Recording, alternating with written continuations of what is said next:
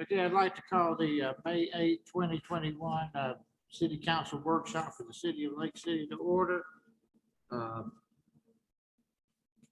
Ms. Sykes, would you call the roll, please? Mr. Sampson, Mr. Green, Here. Mr. Hill, Here. Mr. Jefferson, Here. Mayor Witt, Here. Mr. Coverline, Here. Mr. Helpenberger, Here. Chief Gilmore. The Lake City Council has opened its public meeting since 1968. The city code has prohibited any person from making personal, impertinent, or slanderous remarks or becoming boisterous while addressing the city council. Yelling or making audible comments from the audience constitutes boisterous conduct. Such conduct will not be tolerated. There's only one approved manner of addressing the city council, that is to be recognized and then speak from the podium. So we'll get started with our workshop and want to hear from everybody about, the topic and get their input on it. To begin with, is discussion of the council itself. So anybody want to start it off? Mr. Mayor, Sure. I know for me, I think the main reason that we're here this morning is to hear from the public. And so I would just like to have the opportunity to hear from them. I know that's the main thing. I know that the police department's given a presentation at our previous workshop on policing. And so I'm just looking forward to hearing the feedback from public today. Okay. So, sorry, my mayor. I want to hear from the public, get their comments, input. Right. This isn't a new topic. We've been discussing it for a while now, and that's why we are here, is to hear from the public. So I agree with y'all. I only have one person signed up. Is there anybody else? Okay, I've got two. Anybody else that wants to speak needs to go fill out one of these and get it to us, so we'll just have a record of it. The first one I have is Sylvester Warren. We go to the podium as usual and.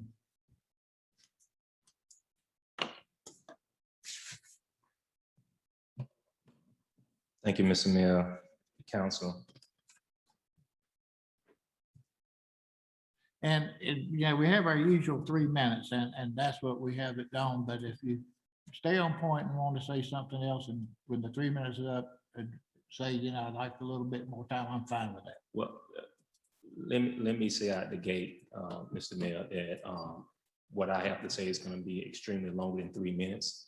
I think that the council was extremely gracious to the chief at the workshop that she had. I think she preached for 2.5 hours.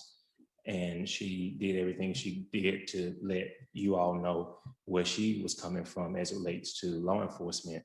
I think the same courtesy should be extended to the citizens of Lake City, and that we should have ample amount of time to clearly take our time and express ourselves as it relates to a citizen's concerns regarding law enforcement. Okay. I'm not saying I'm going to be up for 2.5 hours. That's not my case, but I definitely want to have enough time to clearly express myself and some of the great concerns. Thank you. Go ahead. Council, for so many and myself, a police advisory board is about solving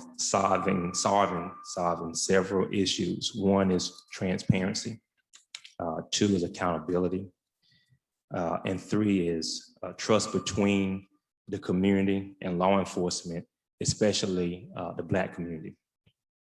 All research I have seen either suggest or show that a citizen/advisory board functions best. Hear me clearly, it functions best when it is independent of the police departments. Also, these boards demonstrate a higher sustained record of police brutality complaints than the police does themselves, referring to IA investigations versus advisory boards. A report from the Human Watch Committee, A Shield from Justice, states it this way. A study of 17 law enforcement agencies found that citizen review boards sustain police brutality complaints at a higher percentage than do the police themselves, suggesting that such boards operate more fairly, although sustained rate is only one means by which to measure possible success of a citizen review board. It is important to note that it is unclear exactly what power the examined citizen review board had, such as whether they should or could overrule the recommendation sanctions of the Internal Affairs Division. Goes on to say, the suggested citizen review board will likely meet or be met by considerable opposition from law enforcement community. And I think that's what we experienced from the chief at her last meeting. This relates to similar to West Virginia trying to do what we're trying to do here in Lake City. External recommendations will be viewed not only as imposition from outsiders who are less knowledgeable in police affairs, but as another bureaucratic layer that does not aid in securing a final disposition with the police. Opposition or resistance will be proportionate to the power according to a citizen review board.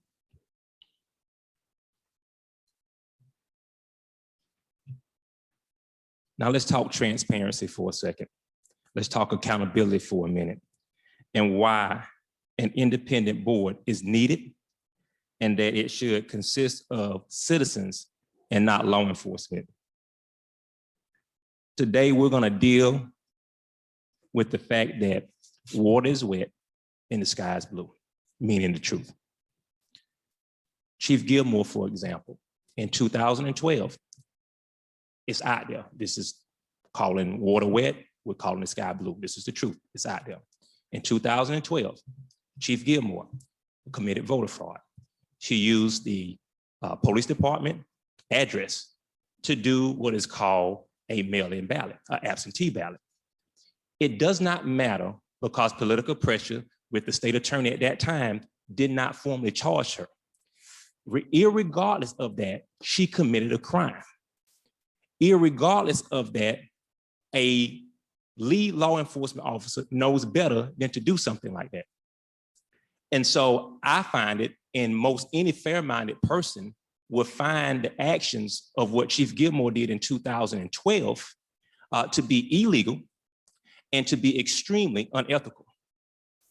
And when you have a law enforcement officer as high-ranking as the chief that does something that egregious as a law enforcement chief, how can we say that we want her right in the middle of a citizen review board and that there's accountability and there's transparency when she goes on to admit that she did these things, but goes on to say she didn't know that she was actually wrong about using the police department address when she actually lived out in the county?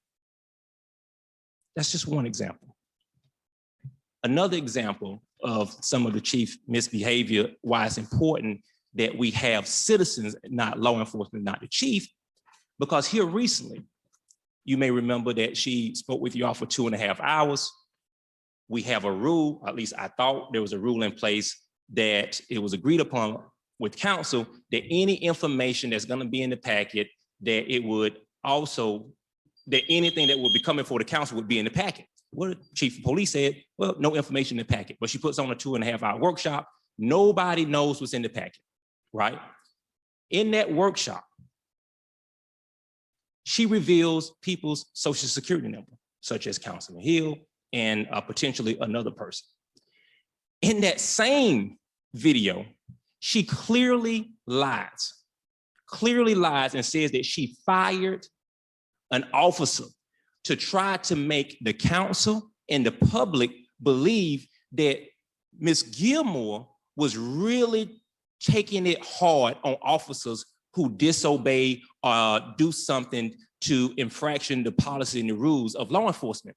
But come to find out through research and study, that officer was never fired. But in her presentation, she said that the officer was fired. She also wrote to FDLE in her report when that officer resigned in January of this year, said that, hey, FDLE, we have a separation between me and this officer. He resigned and there's no misconduct. But she stated in that review board meeting with you guys that she fired him because of use of force. So either she lied to the board or she lied to FDLE. Because I've seen the FDLE report and it clearly states that she is classified as separation without misconduct. It's resigned, he resigned.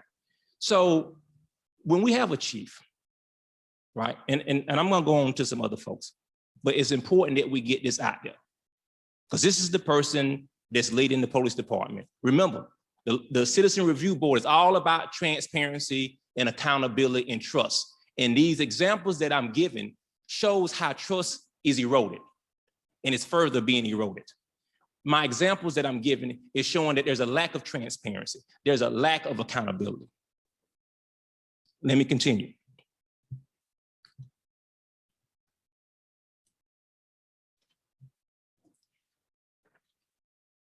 In June of 2020, I wouldn't say myself, but Mr. Bowden put on what we call the George Floyd. What did we call it? We didn't call it protest. We called it the George Floyd Unity Day. It was a George Floyd Unity Day. We had it down in the Olusty Park. And what we did, we said, hey, this is a great opportunity as a community. Let's pull together. Let's wrap our arms around the community. Let's wrap our arms around law enforcement. Let's try to figure this thing out. Let's try to be the poster city or the poster child that gets it right. Let's be proactive. Too often, if everybody called water wet and called the sky blue, too often Lake City is notorious from leading behind. It's too notorious for being reactive. It is never known to be proactive. And that's what we're trying to do. And this happened on Juneteenth. Never can forget it. Never can forget it. Because once that was over in front of the courthouse, we all walked down here and we had what was called the Juneteenth celebration. In that celebration, we had some things that we wanted to give to hidden law enforcement officer. We gave one to the sheriff. I emailed him a copy. And I hand gave the chief one. And in this request from JEC, JEC is Justice and Equality Coalition, we hand delivered to the chief. And bullet point number 3 was asking the chief way back then to meet with us to set up a citizen review board that would function as a buffer between the community and law enforcement. What happened? Nothing. We have several emails that the organization sent out to Chief Gilmore. Chief Gilmore refused to meet with us. Chief Gilmore asked a good pastor friend of mine, hey, who's all on that organization? Who's all a part of that board? Who's all the members? She called me. I gladly gave it to her. She told me that she was requesting information from the chief. I said, fine. Time passed. We still asking her to meet. Well, this pastor friend of mine, she said, Sylvester, let me jump in there and let me talk to Chief Gilmore and let me try to work it out and be the bridge. She talks to Chief Gilmore and Chief Gilmore agrees to meet with JEC. So we think. We set up a meeting, set up a time, clear the auditorium here at the gym, clear it through Mr. Mario Coppett to meet. We advertise it on social media. We put flyers out that the chief has agreed to meet with us. A few days prior to the meeting, the chief says she's not going to do it. She refused to meet with us. So what do you do? Or what did we do?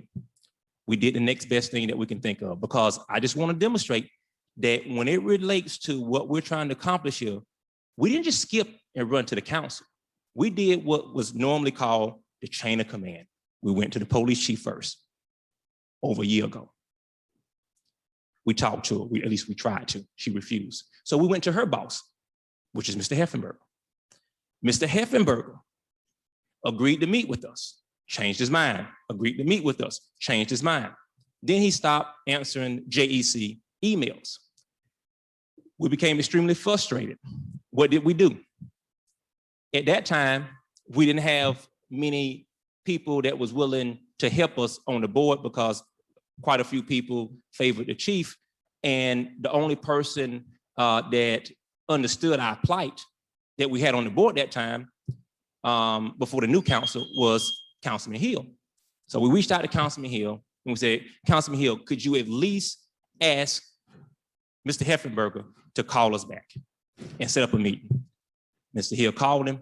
Mr. Heffenberger finally called me and said, hey, look, we'll set up a meeting. We got it cleared with Mr. Mario Coppett. We met in the conference room. It was the first day that Dan Swift was on the job. We met out here on the Saturday. It was myself, Mr. Bowden, Vanessa George, and Miss Joanne George, and one more person, I forget whom that is. And we met. And we talked about the Citizen Review Board. We talked about the fact that the chief would not come to the board and she would not talk to us. Mr. Heffenberger told us, him and Dan Swift, that we will get the chief to the board to talk with you all, and that is in the best interest of this community to do a Citizen Review Board. We waited, we waited, we waited. Nothing happened. And so finally, on February the 4th, we came before the council. In February, I think it was February 1, we came before the council, and we asked that you all do a Citizen Review Board. But so often, all these things that went on get lost in the details, right? Oh, they just jumped, all of a sudden they want a Citizen Review Board. Oh, the citizens, they just want a Citizen Review Board. They're anti-cop. No. We've tried everything we can think of. And when you exhaust every remedy, and when you go through the process and you go through the chain of command, the only thing is left is the council.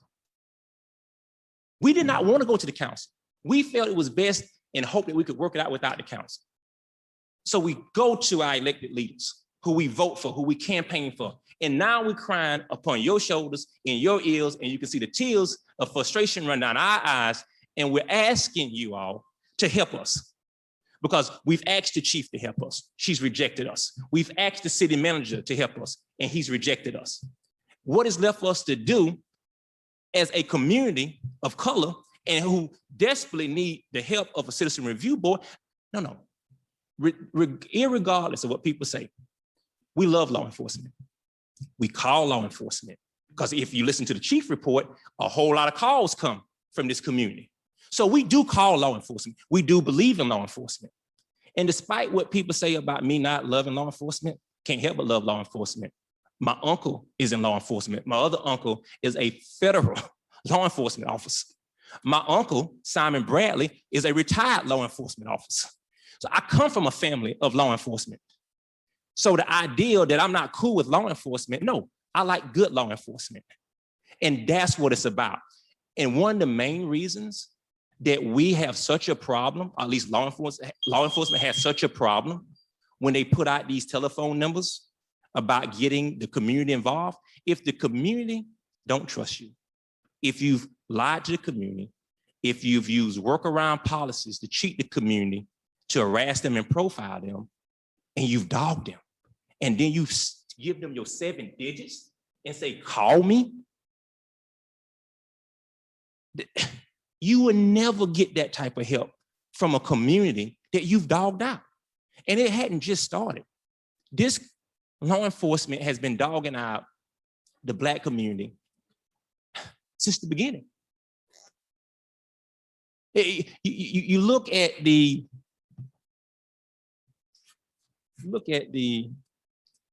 give me 1 second, because I want to make sure that I quote it just right.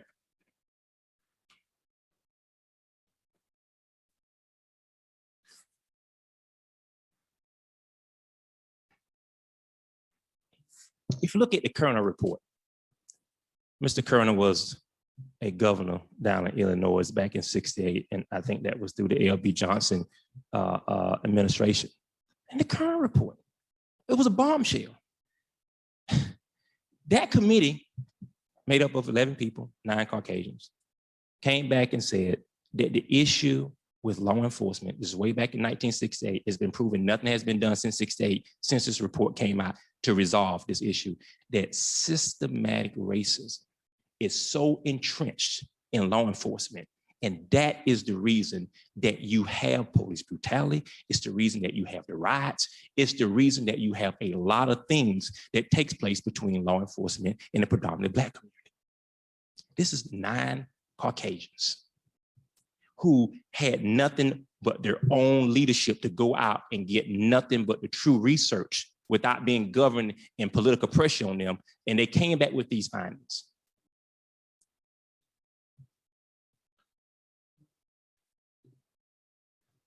May I continue?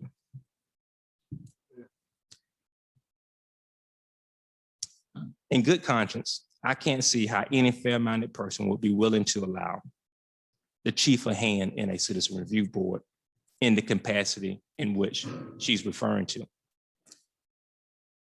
I believe that Councilman Sampson said it best.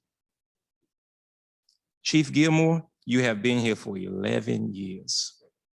And you never presented the council with a police citizen review board. 11 years on the job. But as soon as the citizens made their way with God guiding them and God supporting them and fighting without the council even knowing it for over a year to make it to you guys for a citizen review board. Now, all of a sudden, out the sky blue, I always want to do this. This has been one of my long-term initiatives. I can't think of an initiative that I ever had that I did not lead it front and center. If I was on a job for 11 years as a chief and I wanted something, every time you turn around, you would know it. And the council would know it. She comes before the council all the time. She's at every council meeting, other than the fact when she's out of town or she may be on a preaching assignment, but she's typically at every council meeting.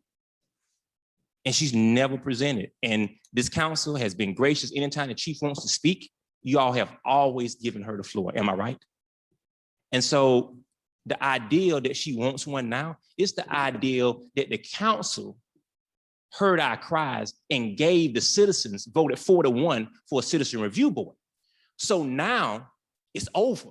The only thing left for the chief to do is say, oh, it has happened. Now, how can I control it? Seems to be the position of the chief, right? But the citizens, remember, the citizens brought this to you. The citizens cried to you. The citizens moved your hearts and moved your minds and got you all to vote. It was the citizens. I just want to stress and get each and every one of y'all to remember, and hopefully we convince the mayor that it was the citizens that came, not the chief.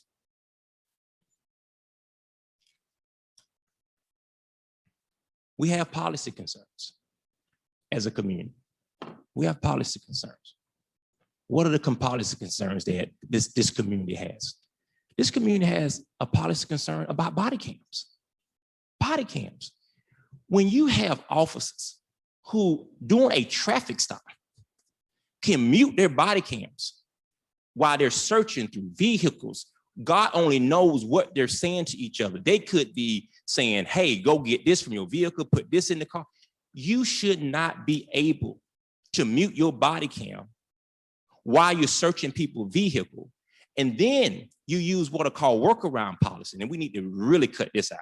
We use workaround policies to justify such behavior. When can you be able to say, I didn't cut my body cam on. I forgot to cut my body cam on. I cut my body cam off. What's the purpose of having the body cams if an officer can manipulate, cut them on, and cut them off? Not only that, this is the one that bothers me the most. This is Sergeant Johns on a traffic stop. Please help me understand. Please, if there's any IT person in here, anybody, how is and this is in his writing, how is a body cam partially activated? What does partially activated mean?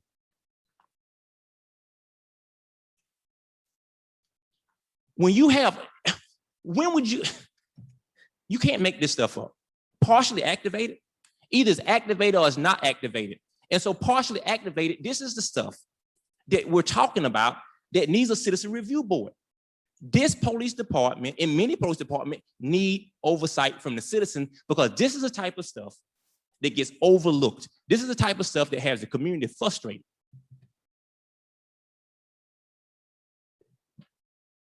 Camera dash, it ain't even on, not activated.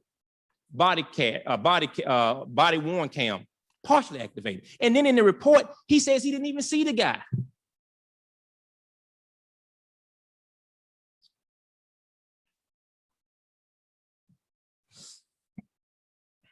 Public records requests.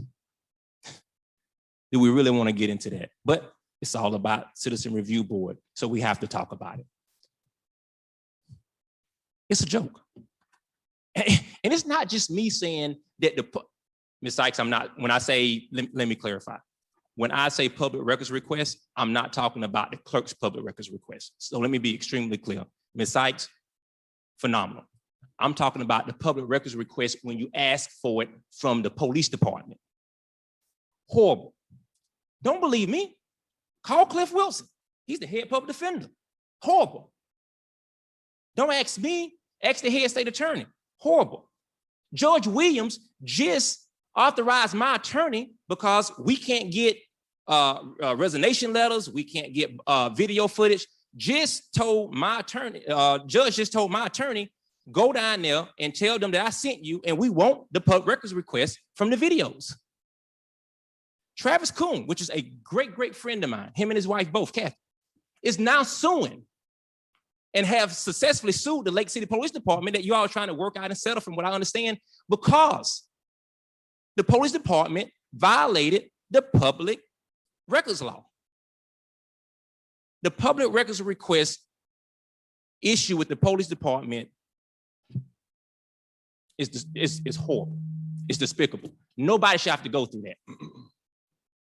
If you want something, and I understand things getting done in a timely manner, but I'm talking about when you maliciously hide things, when you maliciously push things to the side, when you maliciously do everything you can to prevent people from getting information that's public, that they need and that they want, either to help them in a court matter or for public opinion or public consumption.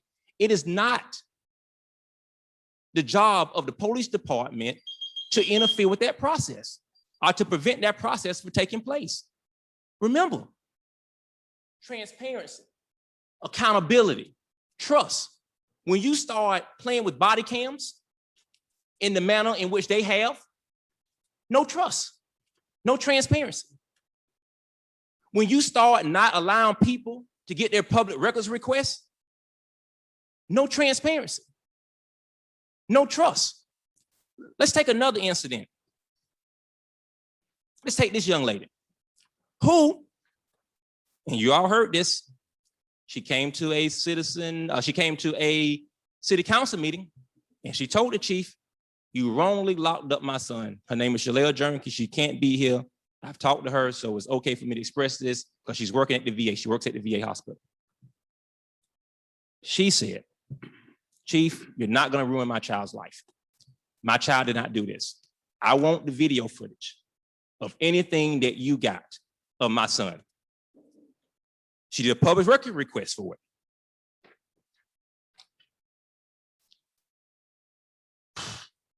Good afternoon. The request number PD 2020-12 has been completed. Per the Lake City Police Department, the requested video does not exist and never existed. But her child at the workshop is plastered all over videos in her sideshow. Not sideshow, as some would consider it, but slideshow. Why is this child photos and video footage that supposedly never existed,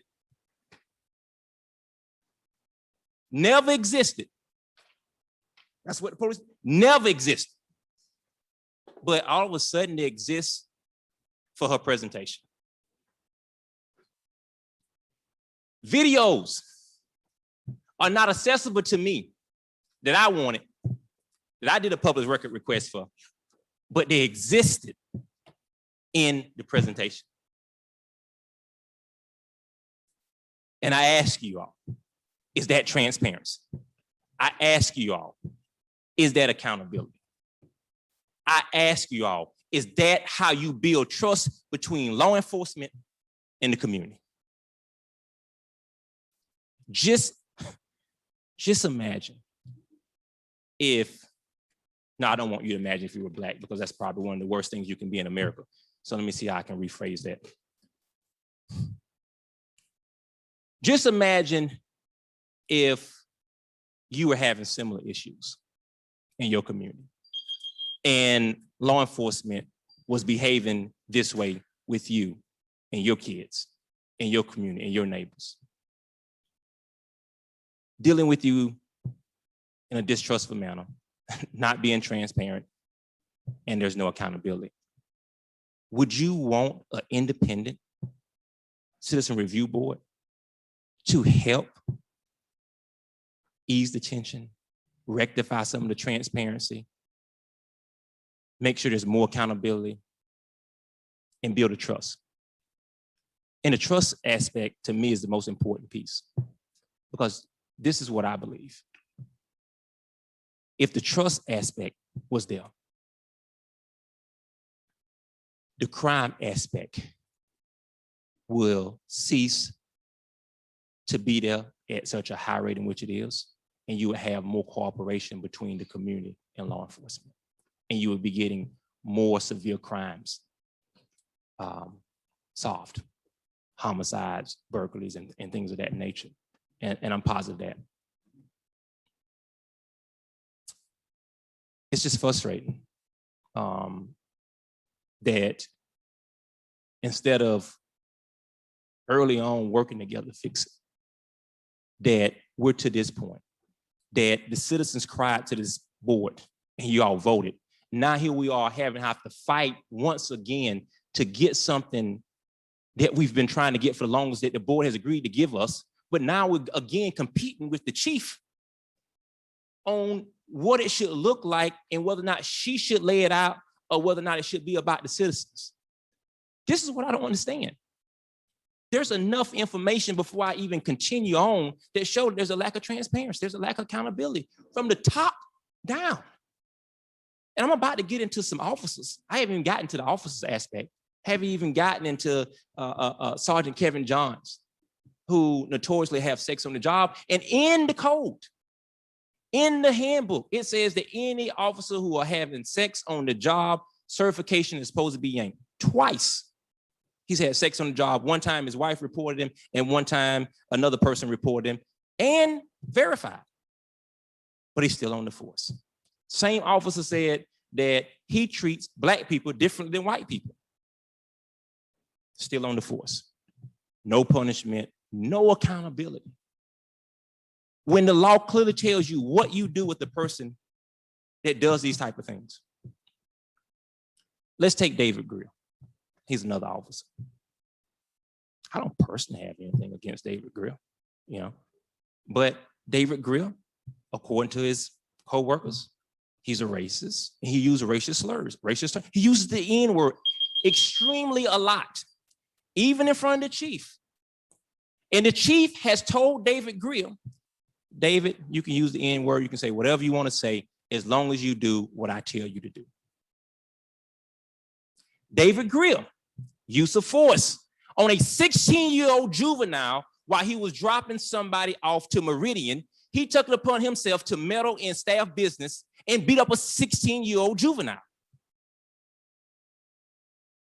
to the point that she had to have hospital treatment. He wasn't even there for that. Totally unrelated. Here's the report from the police department. Officer Greer responded to a call at Meridian. As he was leaving the facility, an uninvolved juvenile began yelling obscenities. Officer Greer approached the juvenile and told her to stop. Greer tried to physically remove her from the room. She resisted his efforts, which led to both of them on the floor. Officer Greer was not justified in physically restraining her at the point he did. She cited him with use of force on a juvenile. You battered a juvenile that had nothing to do with your call. You were not even there for that juvenile. You just went willy-nilly over there and took it upon yourself to get involved with something that had nothing to do with you. Where are the battery charges? If that was my 16-year-old child, if he didn't get battery charges, by God, I would have had some. You don't do that.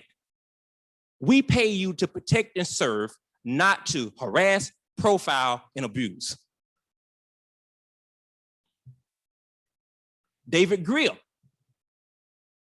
is also notorious for not storing evidence in its proper location. I mean, we're talking about transparency and accountability, trust. You can't be beating up 16-year-old kids that look like me, that may even look like you, and you want me to trust you, and you weren't even there for that situation. David Grill, 2 subjects sitting in the car on Alma Avenue. 1 suspect succumbs to his injuries. During the investigation, 2 phones were collected. The phones were locked in investigators' Grill vehicle, not in evidence. The vehicle burnt and the phones were destroyed. In a murder investigation, just same David Grill took the video footage that they were using in the murder investigation, right, that the state attorney is very upset about, that the family, the Lee family, is very upset about with the chief. He took those, you ain't gonna believe this. You can't make this up. It's a true story, by the way. He took the recorded video footage in that murder investigation and stored them in his garage at his house. And when they began to ask for the tapes back, because nobody knew about tapes, but people start coming forward. Hey, I gave some tapes up. There's some tapes. There's some evidence. There's some tapes. There's some tapes. And he got pushed on the issue. He was questioned. And Grill like, oh, yeah. I remember the tapes. Guess where they were at? In his garage. Guess what happened to him? Over a 6-month period, the sun had melted them so much that they were unusable. And the state attorney had to go all back out and re-interview everybody again. And to this day, we have none of that video footage because the tapes were damaged just that bad because this officer refused to put evidence in its proper place. But he resigned, she hires him back, and lo and behold, he's a field training officer. So for those that don't know, a field training officer is the guy who trained new officers. And then you wonder why we have such a bad cop culture to a certain extent, because we are paying the bad cop to train the new cop. George Floyd, field training officer, bunch of rookies, he's out there peacocking.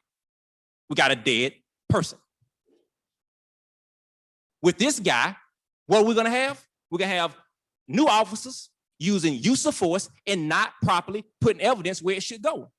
These are the reasons that you need an independent citizen review board. Because before this day, did you know about these things?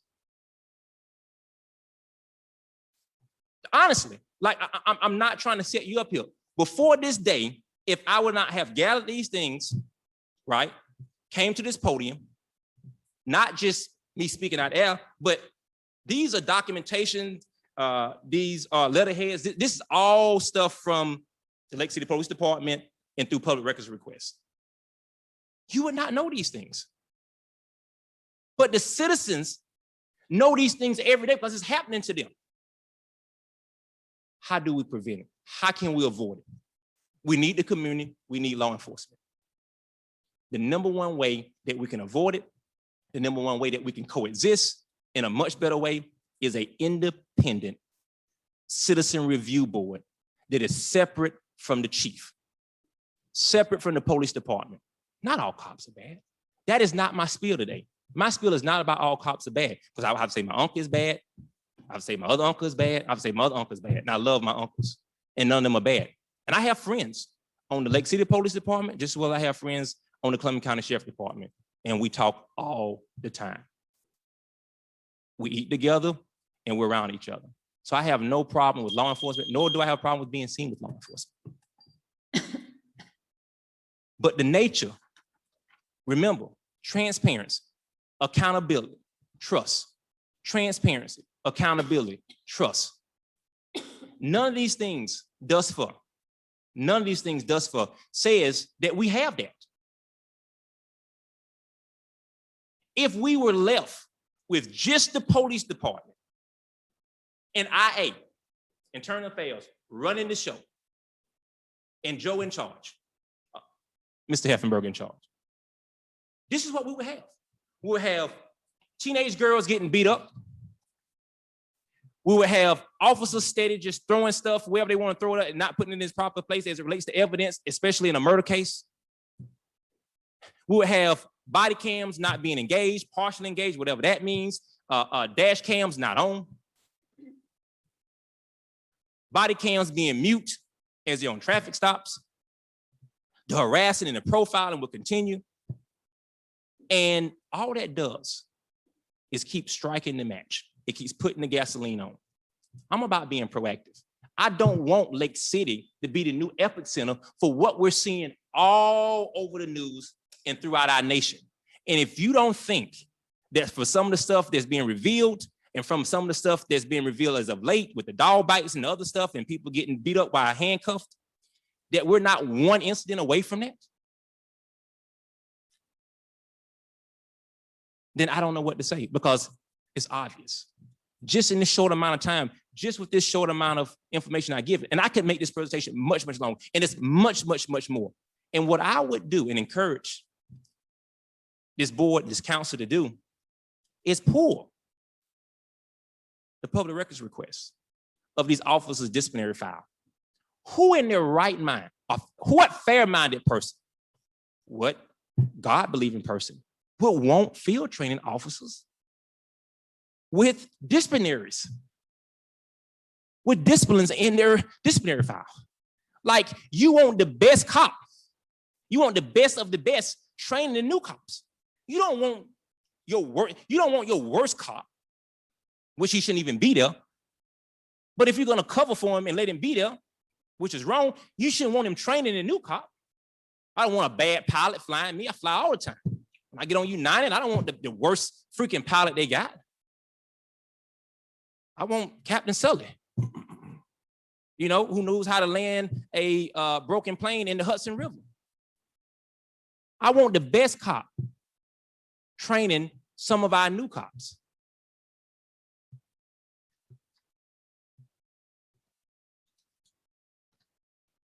Let's take, if you would, let's take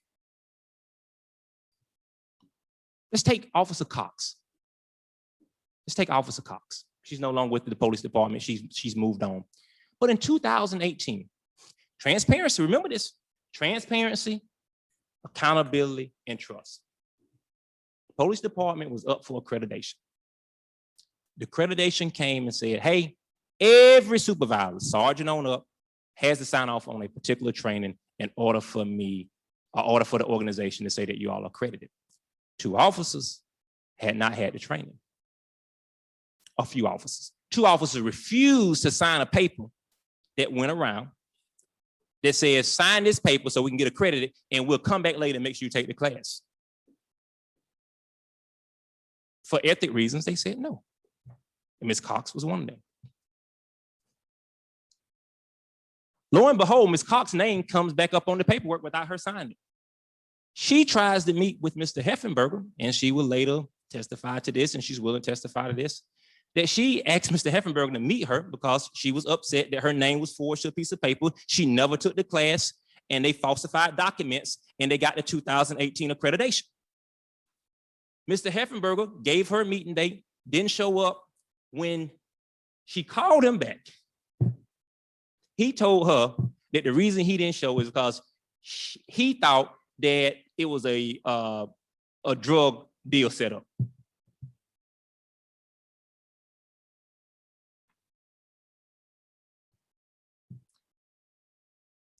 So an officer that worked for you, that you thought it was a drug deal set up when she was only trying to communicate to you that her name was forged on a piece of paper, that was a training class she never did take, and that the accreditation process wasn't right because certain officers had not been trained. You don't do that type of stuff. It's not kosher, it's not cool, and it should not be allowed. Okay, let's move on. Let's move on to Ms. Peterson. Ms. Peterson is the traffic cop. And by the way, Ms. Peterson is Black, so I don't want nobody to think I'm just taking out on white officers. Ms. Peterson is Black, female. We call her Slim in the hood. She's a traffic officer. She's done wrecked 2 of our patrol cars, both times in the wrong. She writes a lot of tickets as a traffic cop, but she can't seem to know how to drive. That ain't good. That ain't good. Also, Ms. Peterson is notorious for not being truthful in her reporting. Ms. Peterson said that a truck ran over her foot as she was conducting a traffic stop. Following the incidents, Peterson claimed that the fleeting truck ran over her foot as it sped away from the scene. But footage shows that she was standing 2 or 3 feet away. Gainesville Sun, Lake City Reporter, they investigated it. Finally got the video footage. And come to find out that she put all this in her report and she was 2 or 3 feet and called it in, rolled it up, but she was 2 or 3 feet away from it. What does the classic police department does? They cover for one of their own. After question about the inconsistency, LCPD suggested an adrenaline bump made Peterson mistakenly believe she was struck by the truck. Are you kidding me? What is an adrenaline bump? I've never had an adrenaline bump that made me believe being 3 feet away from a vehicle that it ran over me. Similar in nature, let's take Mr. Officer Potee. Same situation. He calls in. Officer ran over, officer ran over, officer ran over. He calls it in. Officer's dispatch. He tells, it's all on the media. It's all on the media. It's everywhere. That this officer says that a vehicle fleeing him bumps him and runs over him. After fighting with the police department, you finally get the video footage. It shows that he's actually, before COVID, he's social distancing himself from the vehicle. He's 6 feet or more away. Never happened.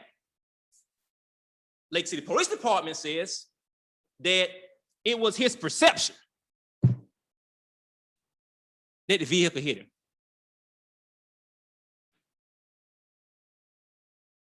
Remember, we're talking trust, we're talking transparency, we're talking accountability.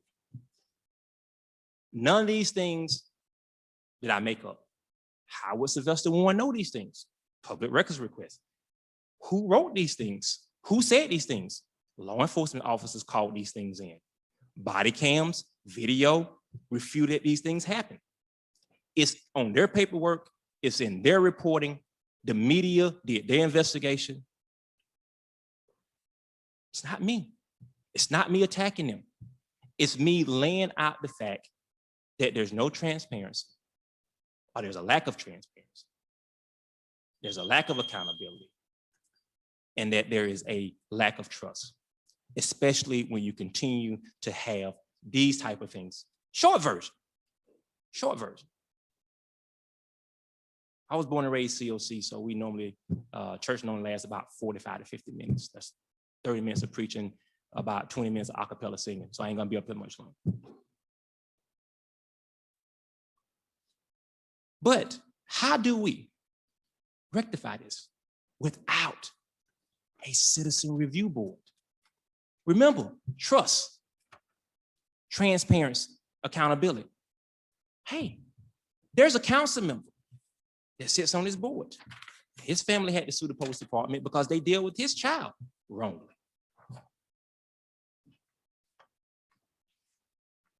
That was the same issue that I brought up in the council meeting. And It's not right. And I'm related to the councilman's son. And it's not right how they've tried to treat him over the years. And if Mr. Jefferson care to comment or not, he'll tell you that the police department have not dealt in many ways fairly with the son. It's been more of an harassing profiling situation.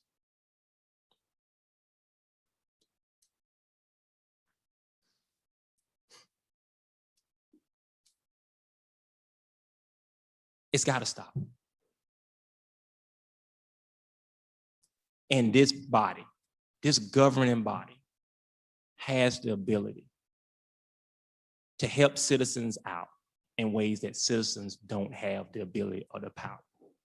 What we did as citizens, we went out, we put magnets on vehicles, we held up signs. It's called campaigning.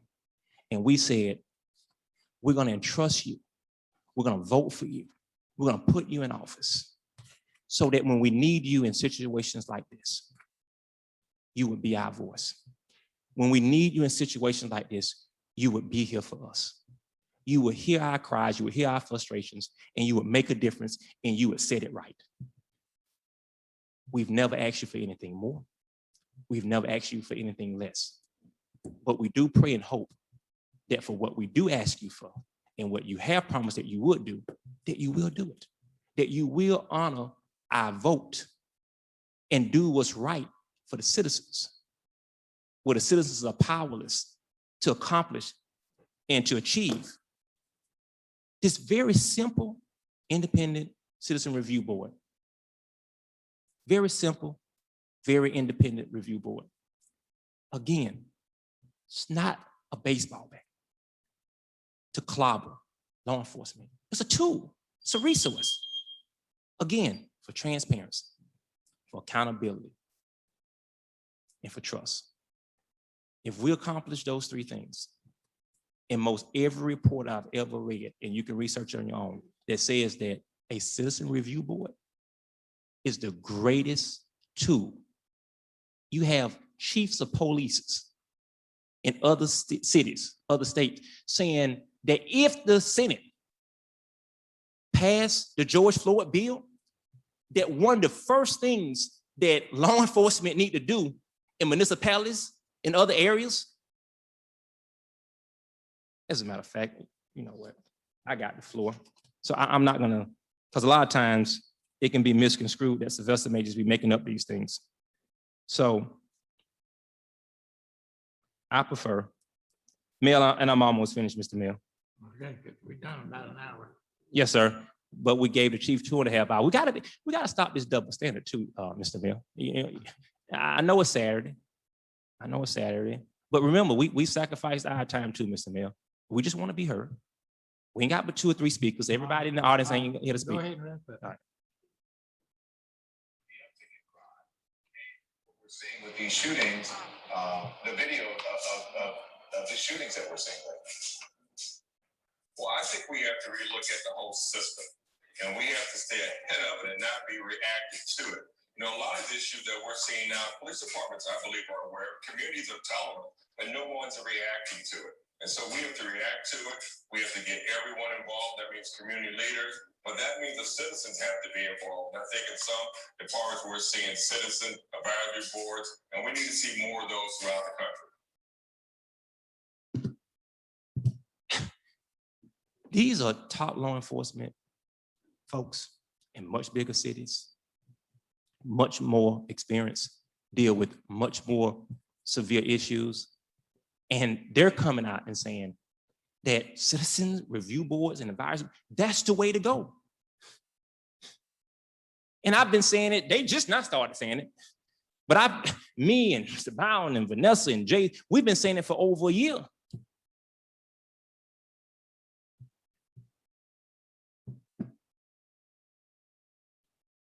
I will say this. I do appreciate the 4-1 vote that you all did hear our cries and say, yep, we do need one. And that vote has been accomplished. But what has not been accomplished that we continue to discuss is the makeup of one. The makeup of one needs to be purely citizens, with the exception of nobody with rank, but possibly a law enforcement officer as a liaison between that independent board and the chief. Because at the end of the day, I do think that you need someone from the police department to be the middleman or the middle person to communicate policy and understanding between both sides of these parties. I believe that each council member, including the mayor, this is just my opinion, other people are gonna have their own opinion, that it should consist of no less than 11 people, no more than 15 people. I prefer a 15-person board. Each person gives 3 people. I think it would be very diverse. I think you would be able to throw a wide enough net to have people a part of that process that hopefully can work together to achieve more accountability, more transparency, and more trust. Even though it's gonna be a guy by the name of Mr. Conrad Wallace, he's gonna come up here and speak, so I'm not gonna share his story. But I will tell you this, Chief. Despite, I'm not gonna direct it, Chief, Mr. Mayor, despite the attitude from law enforcement, in particular the chief, who thinks that Sylvester Warren wants to be on the Citizen Review Board. I can tell you, between my 500 employees and the many things I do in construction, I don't have time to sit on a Citizen Review Board. Don't really care to sit on one, but do recognize as a Black man and a citizen of this town, and for what I've experienced and for what I've observed and the amount of phone calls I get, that this town needs one.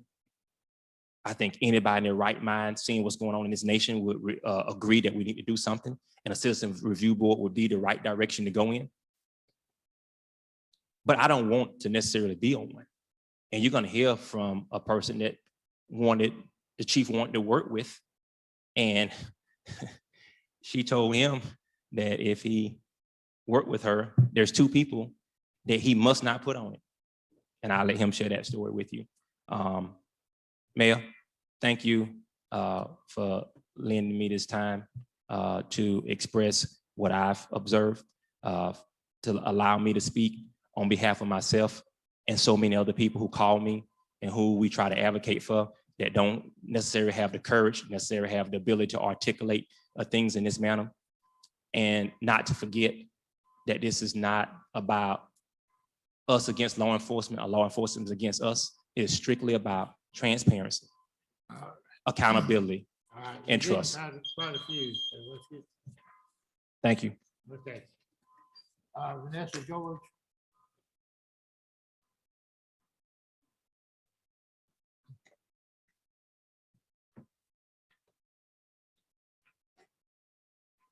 Good morning.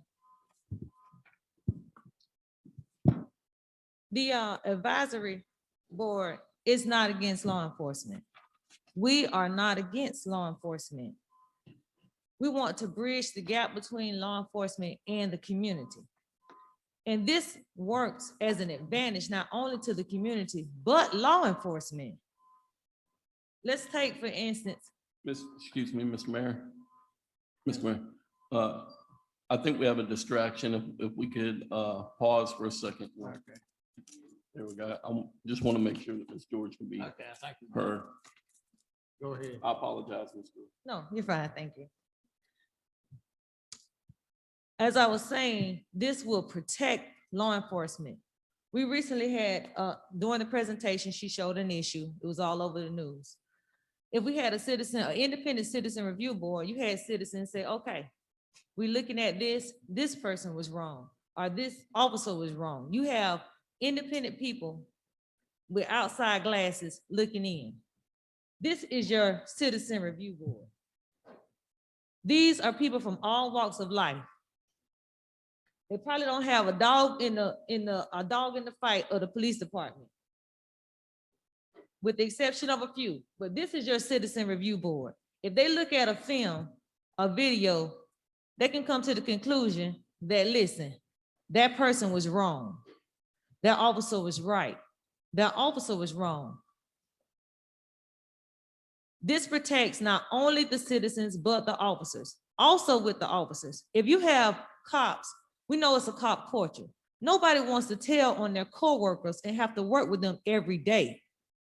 When you have a citizen review board ran by the police department, I'm not gonna come up as an officer and tell on the next person that I gotta be with them every day and nothing may happen to them.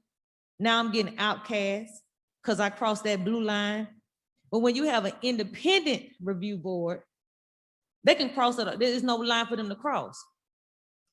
You create, the work environment still is maintained and intact between the officers. There's no animosity because I told on you, or I found you guilty of what we said you did. That's why we need an independent citizen review board. And if you're an officer and you're on the up and up, you would not care who saw what you did. When I was a teacher, I didn't care who came in my classroom because I did everything I was supposed to do by the book. I talked to the children the way I was supposed to talk to them, with or without somebody in there, without an administrator in there. You treat people how you treat them anyway, with or without somebody looking at you. So if you're a good officer, you wouldn't care if you look at my film because you're gonna say I did the right thing. Only people who have something to hide don't want you to see it. Only people that have something to hide want to keep it in-house. But if you do your job, you don't care. When they look at your records, your books, whatever you do in your profession, if you're on the up and up, here you go. Take a look at it. This not only protects the community, but it also protects the officers. And I don't know how we're not seeing that. We have some good cops. We have some bad cops. But when we have an independent review board, like the people sitting out here, with the exception of Sylvester, because he don't want to be on that, I don't either. But when you have an independent review board made up of citizens from all walks of life, aside from law enforcement, they can decide, hey, you were wrong. The officer was right. The officer was wrong. He needs to be disciplined. Now, they're not going to come up with the discipline, but they can say, listen, we see it. We see what the people are talking about. You have to have an independent review board. As I said before, it does not protect just the citizens, it protects the officers. Think about your workplace. You want to tell on the people you work with? You're a fireman, Mr. Green, you see somebody doing something, it's kind of difficult. You with these people all the time to tell on Indian and gotta be with them. You may do it, but hey, it's better if an independent person come in and do it. That's all I have. Okay, next is Conrad Wallace.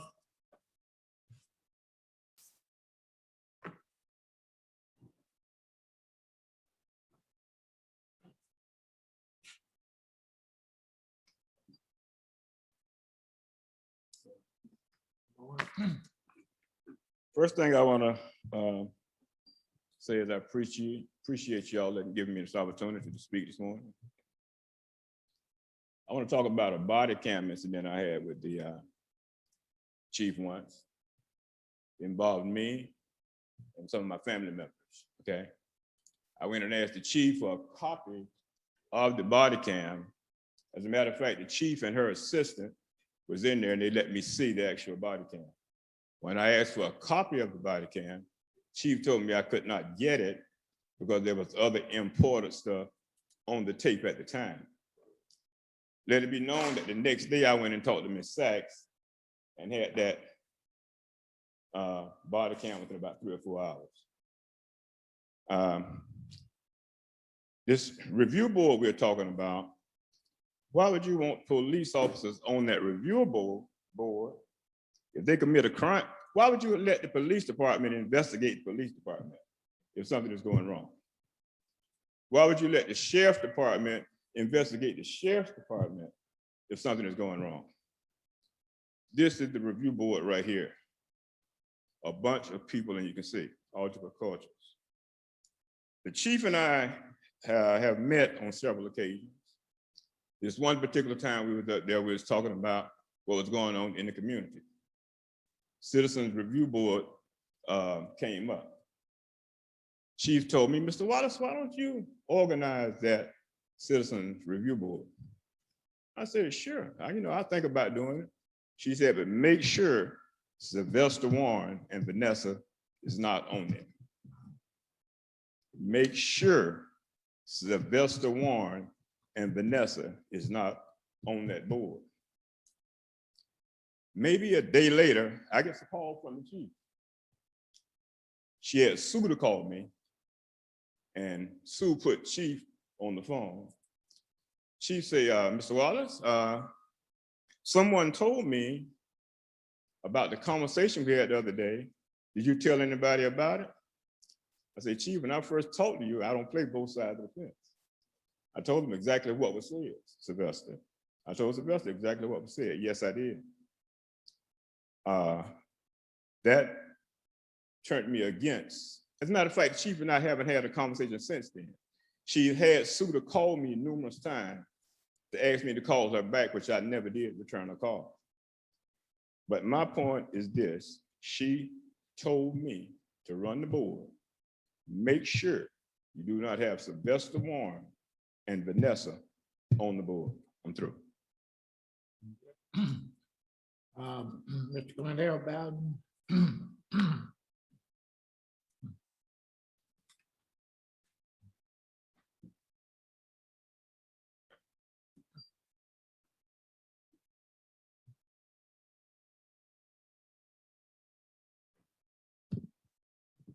Good morning, Mayor, Council. Glendale Bowden, 1156 Northeast Bascom Norris Drive. I'm going to be as brief as I possibly can. But let me begin. I've been going to meetings. I see people get up all the time and say, I want you to know that I'm a veteran. And this, that, and other. So I'm a veteran, I'm a citizen. I was born and raised here in Lake City, just to make that point. Back in the 80s, when I was on the city council commissioned a study, a survey of the police department. And that survey came back with some of the same kind of concerns you hear now. That was in the 80s. There's a lack of trust for the police department. And that was in the 80s. So here we are today, full circle.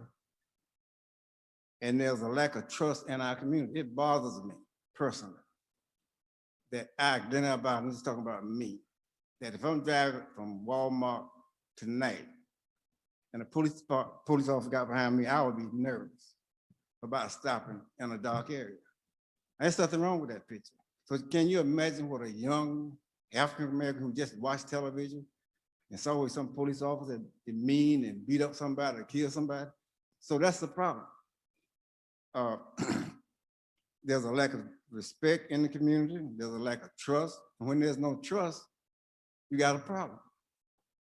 Police Review Board will go a long way towards solving that, in my humble opinion. But I would just want to read briefly. Now it's called the Police Advisory Council in Gainesville, but I just want to read their vision statement and their mission statement. It says here that we envision a safe community environment made possible by a strong, positive, and trusting relationship between the community at large and the Gainesville Police Department. We recognize the effective delivery of public safety services requires the police partnering together with its citizens to ensure the safety of its residents and those visiting our community. That's the vision. The mission statement says this, and it's important. It is the purpose of the Police Advisory Council to act as an advisory capacity to the police department by bringing to their attention feedback from the community concerning public safety issues and law enforcement issues, needs, and actions. To this end, the Police Advisory Council is devoted to facilitating the flow of ideas relative to the police services for continued improvement of the quality of life of its citizens. The Police Council is tasked with the following objectives: to foster understanding and communication between the citizens of Gainesville, just soon we're talking about Lake City, the citizens of Gainesville and the Gainesville Police Department, and to review and advise the chief community relations, advise the chief of community relations between the police department and all segments, to increase involvement by the citizens and police and community programs, to review and advise the chief on personnel policies and procedures as requested by citizens or the city manager. Work on strengthening and ensure throughout the community the application of equal protection under the law. Serve as a panel to discuss closed internal investigation for discussion purposes in regards to what processes may be considered in preventing future occurrence. To assist in crime prevention through the distribution of material and crime deterrence. To generate community interest and involvement in crime prevention, to include community-oriented policing and other areas of community relations. Review and make recommendations concerning such others and further matters may be referred to the Police Review Committee from time to time to the city manager. I just read that. So I don't see anything in that mission statement or anything in the vision statement that anybody would reject. I don't see any reason why any law enforcement officer, particularly ours, would reject a police review board, citizen review board. It's just, I don't understand the opposition. What's bad about it? So as we discuss this further, tell me what's wrong with it. Tell me one thing that's wrong with having a oversight, a citizen review board or citizen advisory board, or whatever you want to call it. I have not heard anything from any citizen that said it's wrong. Only time I hear somebody who got opposition to police review board is police. In many of these communities we got problems in now, no police review board. In some cases, I must admit, they have a police review board and you still having problems. But it may not be the answer to everything, but it definitely can't be a roadblock. This is a positive thing. There's nothing wrong with this, nothing whatsoever. Oversight is good. Community relationship is good. At least the community will feel better. Let's say nothing happened.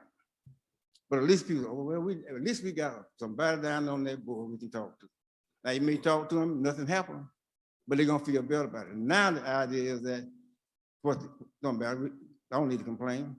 You hear a lot of people say, well, all you gotta do is come down here and fill out this complaint and I'll follow up on it.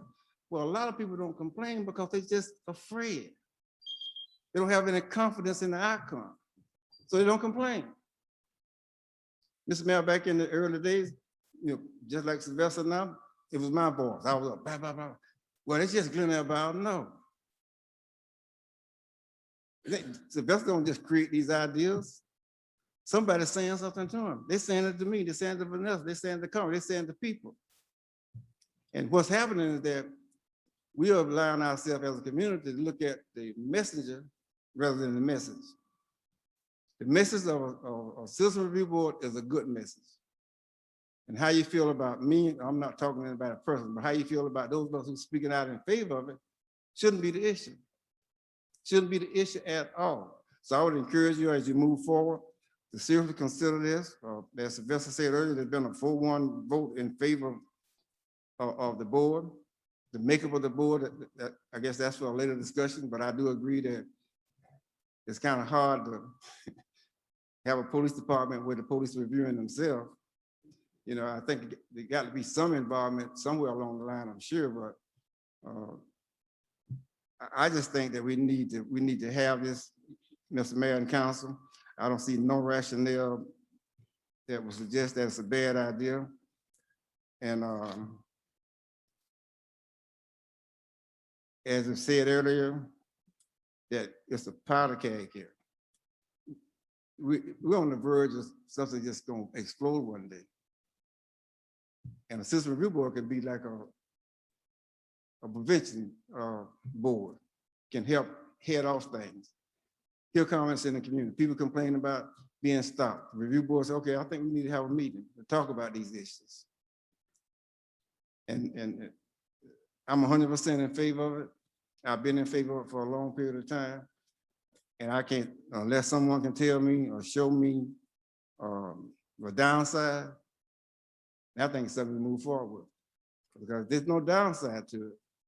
And I don't understand why it should be rejected, because the longer you reject this, the more division it's going to be in the community. And it's a sad day when the conversation about a review board have people in the community at each other's throats. There should be no reason, because I support a review board, that members of my church think that I'm opposed to the chief. I'm talking about a police review board. And that's what we need to concentrate on. Let's concentrate on this board and move forward. I like Sylvester, I don't have, I have the time, but I don't have the desire to serve on the board, you know. I'm 71 and I give some advice, but I can't give too much more time. Thank you very much. Okay. All right. Kelton Fickman.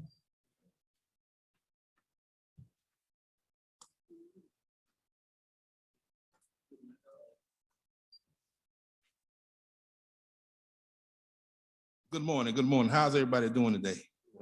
I don't normally get involved in this kind of thing, but since I moved back home 11 years ago, I was born and raised here. 1982 on Washington Street. Used to play right here. Mario know me. Thrill here. We call him Thrill because he was a hell of a ball player.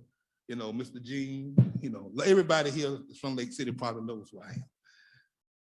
But having been all over the country and around the world, I never thought I come on to Lake City when I would come home once or twice a year. Everything's growing, the new streets are paved, whole new neighborhoods. I'm like, wow, we can go places now we couldn't go. In 1982, there were places we still couldn't go in Lake City, just in case y'all didn't know that. You know, and to sit here and see some of the stuff that's still going on. We've gotten better, but we got a long way to go.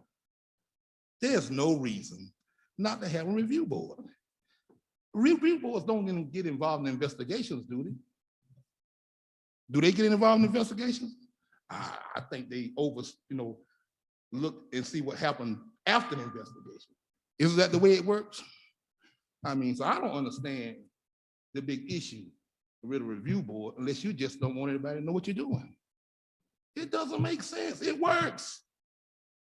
It works. I think I read somewhere in Camden, New Jersey, they didn't have one bullet fired by a police officer last year. This place was crazy from what I understand. They did review boards, oversight, reforms. It works. And I'm glad that y'all could come to a 4-1 decision, because up in Washington, D.C., we can't even oversee the insurrection of our nation's capital. I'm glad y'all could do that. Now, I was going to talk about waste. I used to work at Lake Shore Hospital at night. I used to watch police officers come in and hang out in the ER and flirt. I used to see that. Car out there running. And you know, if you've been to Lake Shore, when you park under the canopy, the water runs off. The air conditioner would be on so long, it's like a river was flowing into the storm drain. Demeanor of police officers. I've been in law enforcement, corrections. So if I see a police officer standing like this, and police officers, people know, anybody, what that mean? Don't approach me. That's a sign I don't want to be bothered. I'm wearing dark shades, all muscled up. I'm standing like this. I'm not coming to tell you nothing, because that's the way I used to be when I worked in correction. When I didn't want to hear nothing them nuts had to say, because someone was nuts. Don't come in, I don't want to talk to you, because I already know where it's going. But in that environment, you do. In these streets, you don't. They are already there, and all of them ain't bad. Just like out in these streets. Everybody's not bad. Why are people being harassed for just driving through a neighborhood? You can't go across the 4-lane after dark and don't expect to be pulled over when you come out of there. For nothing. Oh, you pull up to that white line, which you, by the way, if you don't cross over, you can't see to pull out of the road. Now, I don't know who in charge of cutting them bushes, but somebody need to cut them bushes so they'll stop bothering people with that mess. It is happening, and you know it's happening. Let's stop this mess. Let's stop. We are divided enough without having to go through these fights. It's ridiculous. There's nothing wrong with a review board.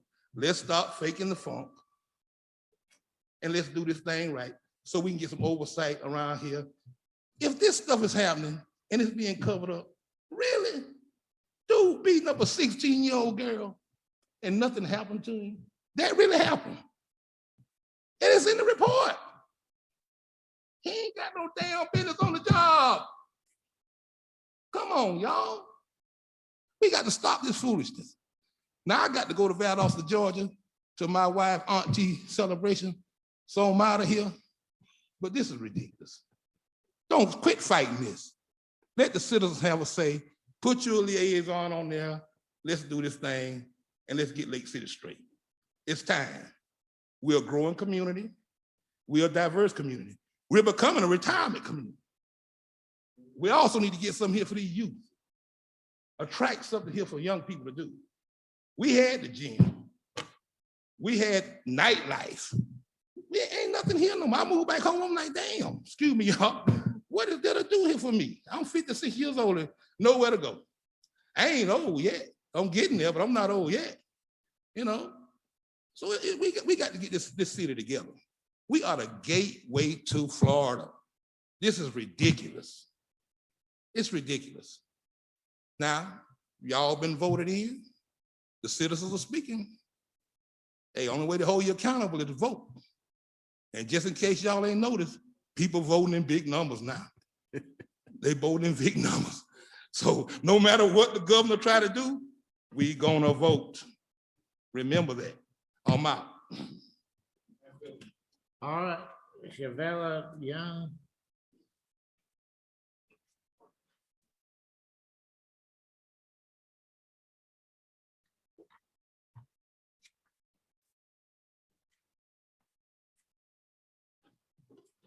Good morning. My name is Shavella Young, and I didn't know that I would have this opportunity. So I didn't really prepare myself for such as this. But my name is Shavella Young, and I've been a resident of Lake City, Florida for over 25 years. And I feel myself getting emotional. I do every time I talk about this, but I'm gonna get through this if you'll just bear with me.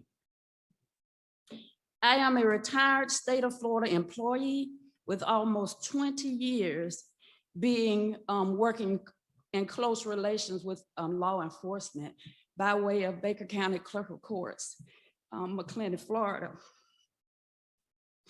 I am the daughter of Fuller Reed Jr., who was a police officer back in the 70s.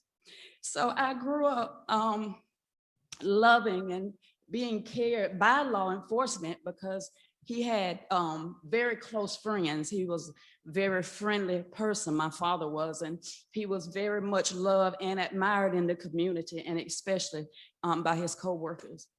I have 4 siblings, all who worked in corrections. So there's a special place in my heart for law enforcement. I am a law-abiding citizen. And not only that, I am a person who loves people. It's very important to me, the care of people. I just love people. I treat people with love, and I expect the same. Respect is a high priority to me. But on July 9th, 2016, I had a terrible encounter with Lake City Police Department officers. And I don't know if it was the same day or the next day. I had a very disappointing encounter with Chief Gilmore, whom I've always admired from different views. I've always admired her and still respect her today. This encounter has ruined my trust with the very ones whom I've always looked to for protection and also for guidance and possibly even for counseling to an extent. So I just want to briefly tell you my story. I know you said 3 minutes. I want to briefly tell you what happened to me. Well, I had just returned from a week-long vacation in South Beach, Miami, where I was very uncomfortable. You know how it is away from home, and I don't go many places. I just enjoy being home. And South Beach, you know, fast paced, everybody's moving fast, and I was just very uncomfortable. And I just couldn't wait to get home. I wanted to get home where I can drive and horns are not honking at me, and I'm not being pushed and shoved on the highway and on the sidewalks and in the mall. I just wanted to be home. Well, I arrived home, and the following day, I loaded up myself and my grandchildren. It was 4 of them. One was only 8 months old. The oldest one, I believe at the time, was 14 years old. And I was taking them to the city pool. They wanted to go swimming. We got to the pool and the pool was closed. So we decided to come back home and just enjoy being around our home. So we got on the way back, we fell into, I'll say, a very, I guess, serious, it became serious. I don't think it was as serious as it turned out to be. But I came into, it was a 4-way stop. And even though I've been here over 25 years, I'm really still not familiar with the name of streets and all. I live on Perry Street. Well, I found myself 1 street over from Perry Street, and I was at a 4-way stop. And I saw one police car that really stood out because he was at the stop, and then here I am at the stop, and I won't go because I don't want to interrupt. I look to my left and I see police lights, and I say, well, I don't know what to do. So he pointed for me to go ahead and turn, but I didn't know that I was turning for him to come and stop me. He put his lights on me and I stopped. And I told the children, just don't move, it's okay. I'm telling them it's okay, but I'm terrified, I'm scared to death. So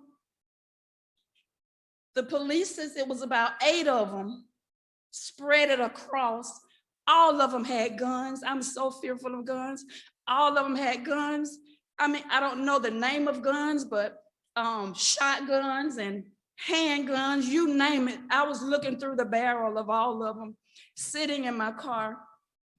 And I was trying to yell. I kind of slowly reached my hand over to the window to let the window down. And all I wanted to say was, I live just across the street. I haven't done anything wrong. Don't shoot us, just give us a chance. But as I reached, let the window down to say this, they hollered, don't move, put your hands up. All of us in our car, in the car with our hands up, even the 8-month-old had his hands up. I was terrified. I didn't know what to do. I told my daughter, who was sitting in the passenger seat, I said, take your phone out and record. And then my spirit said, no, don't let her take her phone out because they may think it's a gun. So I said, no, don't take your phone out, put it down. So by this time I did get the window down a little bit, and I said, I'm just a street away from home. I just want to go home. But they remained there for a good while with the guns drawn. And I know it was by the grace of God that they did not shoot, and I thank him every day. But let me tell you something that has left me with a scar. I can drive now, and if I see a police car coming toward me, the lights look like barrels of guns. And that's the horrible, horrible place to be. I need to be able to trust those who are placed in positions to protect me. I need to be able to walk up to a police officer in uniform and ask a question or directions or anything of a concern. I should be able to walk up to a police officer and feel safe and feel that I'm going to get proper protection. I just feel like they owe that to me. and my children and everyone else whom sits or stands under their protection. But we don't get that. And I'm standing here today not to bash anyone. I'm not here to make anyone look bad, but I'm simply here to speak in support of this board. We need it. We need this. And I've heard the other sayings. I've heard Sylvester Warren, and I've heard the gentleman that the other people that have spoken. And I really, it's nothing negative. It's very positive. And I guarantee you there are others who are like me. You know, when I walked into the chief's office, I don't know if it was the same day or the next day, I didn't expect to leave out feeling like someone who wasn't cared for. Someone who, it just doesn't matter that this happened to you. I shouldn't have left there feeling like that. And I hope you understand me today. I am very, very, very disappointed. I'm very hurt. And even though it's been almost 5 years, it seems just like yesterday. I'm afraid for my children. I was told when I called the chief before I went to visit her. And my sister always tell me, she said, you gave ammunition is what you did. You don't ever tell your story before you enter the office. But when I went into her office and I began to talk, well, she told me that she was gonna show the video or capture of what happened. She played it on the laptop, and the oldest granddaughter, she looked at me and she said, Nana, that's not all of it. Where are the guns? And she said, that's all of it. And she told me that she did not view that tape before she came in that office. And let me tell you something. I've worked with law enforcement, and I'm in no high position, but I know that I'm not going to come and sit before anyone before viewing a tape, knowing what my people have done. She told me that there's no way to edit this tape. I know better. I can edit anything I want to edit. And I'm not saying that happened. I'm not saying that happened. Whatever happened, they could have turned the tape off. They could have stopped. I don't know if body cams, they could have shut everything down at the scene. I don't know what happened. But what I do know is that video was not the full video. And I'm going to stop. I think I've given you enough to let you know the concern for the citizens of Lake City and Columbia County. There's a great concern, and we need to take this opportunity right now to show the people of Lake City and Community County that we care about the people. That's what it's all about. Caring about the people, being in a place where you can offer help. Is it going to change everything? No, it won't change everything, but it'll kill a lot of stuff. Thank you, and God bless you. All right, comments to council. Oh, I was informed that it was the wrong, they were looking for someone with a car similar to mine, the car that looked like mine, and it was the house where all this happened. The house was closed. I spoke with the lady who allegedly made the call. I was told that they were informed that the person had a gun. She said that was never said, that no gun was ever mentioned. And also, let me share this. I know a lot of people from a lot of places, in a lot of places. And I came into contact with this officer one day. He was in uniform. I didn't recognize him because he had on a Lake City uniform. And he spoke to me, and we began to talk. And I kind of, was kind of hesitant about getting close to him because he had his gun and all. And I'm not kidding you. I'm terrified of it. And I shared with him this same encounter that I'm sharing with you. And he said to me, where did this come from? I said, it came from the car I was driving. And he said, what car? I said, it was a 2006 black Lexus GS 300. He said, no, you're kidding me. He said they used that car, that incident, that encounter is used now for training. Well, gee, thanks. God bless. Okay. Back again, comments of council. Yeah, one more. We got one more on there.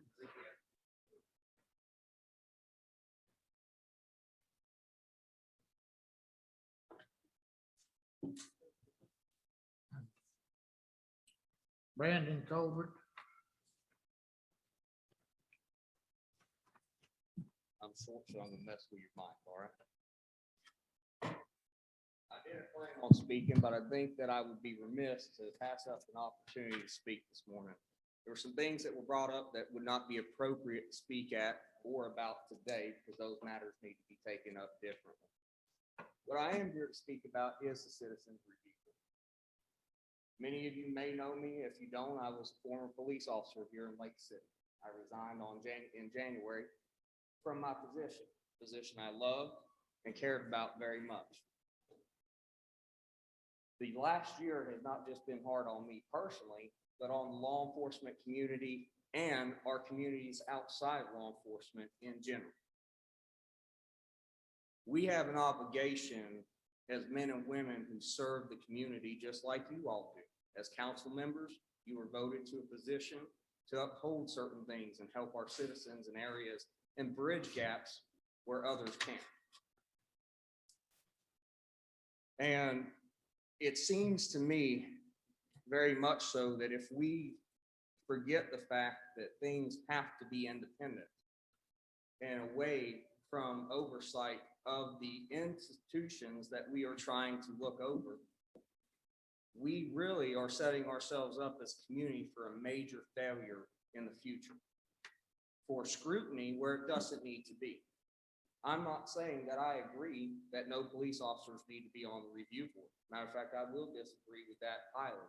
In this one fact, I lived in this community. I was a citizen. I pay taxes and I worked with. I should have a voice equally as a police officer to what's happening in my community just as well as everybody else. What I shouldn't see are administrators from those agencies in those positions. Why not a police officer? Why not a union member? A man or a woman that could explain to the citizens when they come to a crossroads in understanding what actually occurred, because we all know things don't just come out of nowhere. Things don't just happen. Things don't just appear. Problems don't just happen. Things precipitate problems. Problems precipitate problems. And at some point in today's society, as police officers and anybody involved in law enforcement, we have to accept that the oversight of the community is the most important thing that we have in bridging that gap between understanding what a man or a woman that wears a badge and a gun is doing and not doing. I'm not going to say there's no bad cops. I know bad cops. I've seen bad cops. Chiefs have all dealt with bad cops before. Everybody in here has probably had an encounter with what they believe is a bad cop. Do I have permission to continue? Yes. What I ask is that we come together, and obviously we have a decision to make as far as what the makeup of this board is going to be. And I hear the complaints of the citizens, and it baffles me to think that we would forget some of the basics of policing. In 1829, Sir Robert Peel wrote this as a second principle of policing: to recognize always that the power of the police to fulfill their functions and duties is dependent upon the approval of their existence, actions, and behaviors, and their ability to secure and maintain public respect and trust. The public is the pinnacle of law enforcement. We exist because we have a community that wants us to exist. That doesn't mean we're always going to get it right. As a law enforcement officer, I can tell you there's a lot of trial and error in what we do. We are meant to go out every day and be a counselor, a pastor, a friend, a warrior sometimes, but a guardian all the time. And sometimes those lines get blurred. Sometimes accidents happen. Sometimes mistakes happen. And that's why we need this review board. But we cannot, as a community, ostracize the same people that we want to oversight. Police officers are human beings. They're men and women that go to work every day. And for the most part, what I can say is that many of them have a heart to serve people. There are those that don't, but many of them do. And I think the opposition that is seen from the community in this instance is not the police officers not wanting it. It's the fear that they're going to be the outsider in this board, that they're not going to have a voice to make known what, just like any investigation, you have to have two sides of a story. I can't arrest someone on a victim's crime and say, well, I don't need to hear your side of the story. I don't need to know what your intent was. This person said it happened, so you're going to jail. When we do that equally as a citizens review board, we silence equality. And that's what we all want. You're not going to hear me ever justify bad actions of police. Matter of fact, the culture of policing has changed. And anybody that's going to be involved in law enforcement knows that the very first thing you have to do is suck it up and realize that when you see something wrong, you're going to have to say something. Because if you don't, that body camera will, and then you're going to be implicated just as equally as that bad officer for not saying something. I agree with everything you all have said, and I support the Citizens Review Board 100%. What I ask in consideration from the council members and from the citizens is to consider allowing a police officer, not a sergeant, not a lieutenant, not an administrator of the agency, but one of the lowest level men and women, because they're going to be the only ones that can truly tell you what's going on in your mind. I think I would want to know if I was just John on the street. I would want to know, why are you doing this? What are you doing? What is your thought process? Make sure that it's an officer that's from this community. Make sure it's someone that went to high school with your kids. Make sure it's someone that knows your family, not someone that lives in Baker County or another county and grew up there. Make sure it's someone that grew up here and knows the ins and outs of a small community. I grew up in Baker County. I can tell you this one thing. You worked at the clerk of courts. It is an intricate system in a small town, and you will never know it unless you live, which all of you do in a small town. But there are things that I can't bring over from Baker County and understand in Columbia County, and specifically in Lake City. Only someone from this city who has been here, grew up here, and knows everything about this city will be able to do that. So as you sit here and contemplate what the makeup of the Citizen Review Board is, I ask that you take in consideration that it cannot be an independent oversight of an administration if you allow the administration in. I'm not saying you shouldn't let a police officer in. I'm saying the people that are going to make the final decisions should not be in a position. A police officer has no authority other than what he does on the street. He can't dictate the outcome of an investigation. He can't dictate the outcome of a discipline. He can do none of that. But he can be an independent voice, at least explaining one side of the story. And if that officer was wrong and that review board finds that that officer was wrong, I hope that that officer that sits on that board is courageous enough to say, I agree with him. He was wrong. She was wrong. We shouldn't have done it. And move on from there. Lastly, I'm going to ask City Council if you all would consider meeting with me later on in the week. I've tried several times to get a hold of the city manager. I've been refused on a call back. There are several topics that I need to discuss outside of that. So officially, I'm asking for you all to meet with me this week. And that's on a separate topic. But other than that, that's all I really have to say. All right, Wendy Bittner.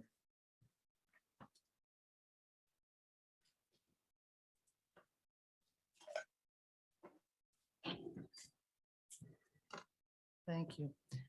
I agree with what he just said. I believe that there should be some level of police on this board. But I want to go a step past the decision that this review board is going to be forced to make. I want to implore on the board and on the citizens that whatever this review board decides is the decision. If you have members on this review board who feel that that their safety may be in danger, or that they are going to be slandered in any way based on the decision that this board has made, we're going to have more problems. Not everybody is going to like the decision that this review board makes. Either side may say, that's wrong, I don't like it. Well, what are we going to do about that? We're going to need the backing of the council to make sure that things stay in control. The review board has to be backed by somebody, because basically that's going to be the final decision on a lot of these cases. So I think we all need to think ahead to determine what type of people we want on this board. And if we're going to have top-notch people on this board, we have to be prepared to protect them from either the police, no, I don't want to say the police, to protect them after that decision is made. We don't need their names in the paper and all sorts of comments about this board, these members, and their personal information.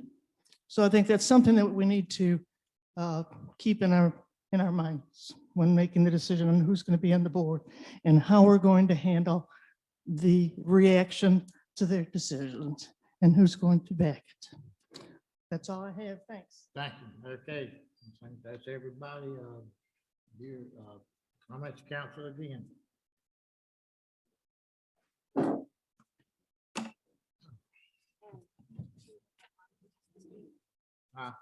Is there? Is there anybody online that wishes to speak? Yeah. Is there somebody online? Okay. No. Well, we heard a lot today, a couple hours, and a lot of input and a lot to think about. And we got a meeting next Saturday, same time. Got a lot to decide on. Mr. Mayor, Yes. a couple of things for the citizen that wish to speak with the council members next week. I would encourage you to reach out to the clerk's office. I believe the clerk's office has everyone's schedule, so I wanted to make sure to address that. One of the things I wanted to ask Mr. Warren, I know he spoke for a while, and one of the things I was wanting to hear was obviously, I just wanted to hear his thoughts on if the police department is having an investigation, internal investigation. During that investigation, the Citizens Review Board, however that is comprised, is not going to be able to review anything because it's under investigation. But after that investigation is completed, all of those records then are public record. And so my question is, I just wanted to hear his vision for how the review board, or what his thoughts are for how the review board would reply or address those issues that come up post the investigation. So I guess what corrective actions or what authorities are you envisioning, and what are you envisioning the purpose of the board to be? I'm just curious. So my purpose is similar to the other 200 that we have in our country. One of the main things that you see with towns or municipalities or cities that have a advisory board, citizen review board, it does not prevent the IA from happening. What it does is once the IA is done, right, it has a chance to review it, make a recommendation to the chief, just like the chief doesn't always immediately, nor does the board immediately take action. The chief a lot of times does not immediately take action after the IA is finished. And that the Citizen Review Board has an opportunity to review that information and make a recommendation to the chief before a final judgment is given to either that officer or that policy. I see. Thank you. I just wanted to know, obviously with the Police Bill of Rights and everything that's involved during an investigation and then discipline post-investigation, I just kind of wanted to hear what the ideal was for what the board would actually do. Yeah, the board would definitely look. A lot of it is the complaint aspect of it. A lot of it is the strong recommendation from the community. For too often, the community input is silence. I mean, I think you've heard it today that the transparency, the lack thereof exists. There's a lack of transparency. There's a lack of accountability, even based on some of the investigations and the outcomes of the police department itself. Any fair-minded person would find it dissatisfactory. And so how do we fix the transparency issue? How do we fix the accountability issue? How do we fix the lack of trust? And I think that this is a great tool in the toolbox to accomplish that, as long as it's independent. I think I stated too, that I think that there should be a police liaison. I really do believe in that, similar to Mr. Colbert. I do believe that there should be an officer of no rank as an liaison. I've always been a fan of that. But I do think that if they can play a role in making that recommendation to the chief for final judgment, not saying that the chief is going to do it, but at least the community has a role in their voice being heard. Everybody has reviewed everything at that point before judgment. And I think once the IA is done, the Citizen Review Board is done, she's heard from both sides of the aisle. Hopefully she can make a recommendation that's fair and just. Thank you, Mr. Warren. Mr. Mayor also had a question during Mr. Bowden's presentation. I wanted to ask him, Mr. Bowden, were you advocating for the city to adopt a policy the same or similar to the Gainesville Police Advisory Council that you mentioned in your presentation? In other words, are you asking the city to look specifically to what Gainesville's doing? I apologize for making you come back up. I use that as an example. You can do Google any police department, and probably find similar. But I did want to put into the record their vision and the mission. That's the point I really was trying to make, is that the vision of that agency and the mission of it is something that I definitely would advocate. But not necessarily exactly. No, not necessarily exactly. I think that Lake City is unique, and how it's composed and what the vision going to be, that should be left up to the members. But I do believe that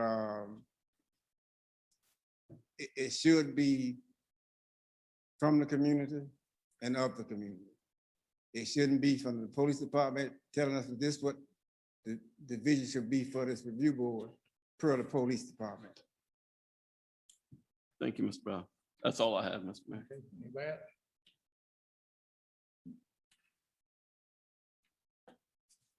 All right, then we'll be adjourned, and we will meet next Saturday at 10 o'clock. And it'll be the Richardson Middle School Auditorium. We were initially going to meet at the auditorium downtown, but they have the teacher conference is going to have stuff filling half that room. So the school superintendent said this is an alternative that should work. So we will make sure that's out. The Richardson Middle School Auditorium would be the meeting place at 10 o'clock a week from today. All right, thank y'all for coming.